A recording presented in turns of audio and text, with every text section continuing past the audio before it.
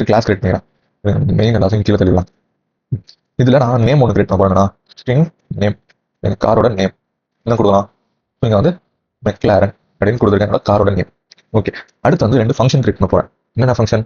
ஒன்று ஸ்பீடு, ஒன்று ப்ரைஸு. ஸ்பீடுன்ற ஒரு ஃபங்க்ஷன், ப்ரைஸ்ன்ற ஒரு ஃபங்க்ஷன் கிரியேட் பண்ணோம்.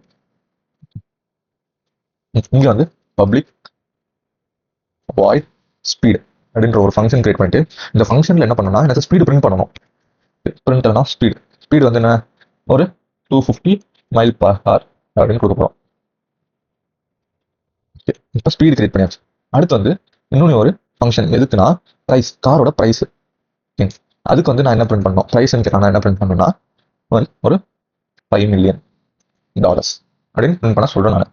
ஓகே, இப்போ ஒரு கிளாஸ் கிரியேட் பண்ணிட்டோம். இது என்னது, ஒரு கிளாஸ். இப்போ அதுக்கான ஒரு ஆப்ஜெக்டை இனிஷியலைஸ் பண்ண போகிறோம்.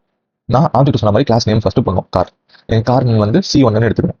ஈக்குவல் டு நியூ கார்னு போட்டு ஒரு ஆப்ஜெக்டை இனிஷியலைஸ் பண்ணுறேன்னு வச்சுக்கோங்க.